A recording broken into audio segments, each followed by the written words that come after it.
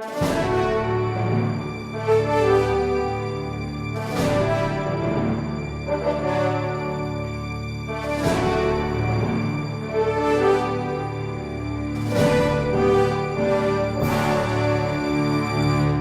I'm Rabbi Eli Garfinkel of Temple Bethel in Somerset, New Jersey, and I welcome you to the 18th episode of the Ask My Rabbi Show, the interactive video blog that gives you the opportunity to ask me anonymous questions about Judaism and to get life advice from a Jewish perspective.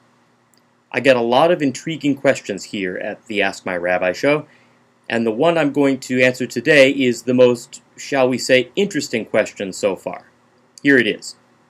Quote, "This is a serious question and is being asked with all respect. Is it permitted for Jewish couples to engage in different sorts of sexual practices such as Tantra or S&M?" End quote. I looked up what Tantra is, and I think that we have to differentiate between Tantra the religion and the sexual techniques known as Tantra that apparently derive from that religion. The religion of Tantra is forbidden to Jews because it is polytheistic and involves the pantheon of Hindu gods and goddesses. Assuming we are talking about a married couple, I see nothing wrong with the sexual techniques that people call Tantra. It is apparently a method for making sex last longer and making it more pleasurable for men and women. Judaism does not believe that sex is only for procreation. We believe that it is also meant to bring husbands and wives closer together and to bring them joy and happiness. It is a good thing for a Jewish man to please his wife sexually and not make the act perfunctory. So if that's what you mean by Tantra, then by all means I think it's permitted. Regarding S&M, if by S&M you mean soup and matzo balls, then there's no problem with it. But if you mean sadomasochism, the deliberate giving and receiving of pain and injury, then definitely the Jewish tradition has a problem with that. You are not allowed to injure yourself, even if you enjoy doing it. There are people who cut themselves to relieve stress, and that's not allowed, no matter how much the person enjoys it. Simply put, our bodies do not belong to us. They belong to God. We are only leasing them for a given amount of time that we call our lifespan, and we are not allowed to injure our bodies or the bodies of others on purpose. Moreover, S&M, I am told, involves a whole culture involving clubs and public acts.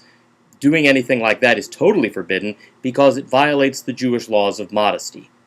We don't consider sex to be dirty or sinful, but it is meant to be extremely private.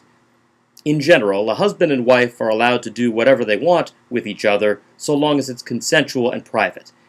There are differing opinions about certain non-traditional acts, but the general rule is that husbands and wives can do what they want so long as they are not doing anything categorically forbidden.